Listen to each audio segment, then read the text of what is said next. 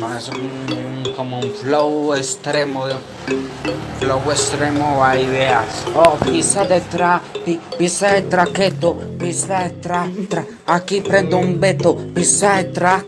Pista de traqueto, la gata que se ponga tuya la coja y le meto, ey, pista de traqueto, pista de tra, yeah, pista de traqueto, pista de tra, yeah, pista de traqueto. Si tu gata se descape, yo lo cojo y se lo meto, ja.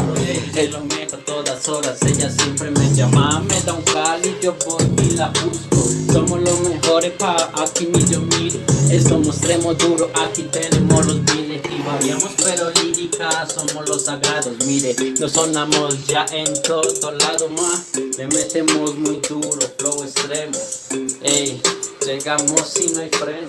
Pista de trap, ¿cómo lo hacemos? Ey, pista de trap, también le metemos, ey, pista de trap. También lo prendemos y escucha parcero, pues aquí como lo hacemos, ey, pisa de trap y también le metemos, pisa de trap y a tu gata se lo hacemos, pisa de trap, aquí nos amanecemos y si la gata se pone dura la cogemos y la rompemos.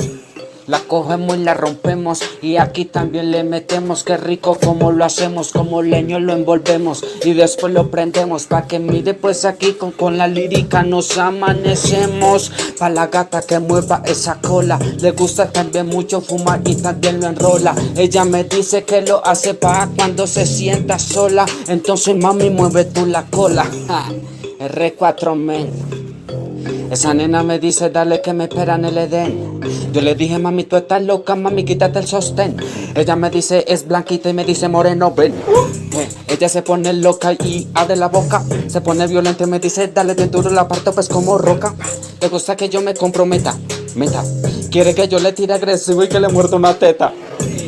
Que le muerda una teta y me la como todos los días, le hago mi manera, como porque somos los sinceros y yo puedo frontear porque yo hago lo que quiero a mi manera, siempre he crecido, no he pensado en nada. Corillo man. Bueno.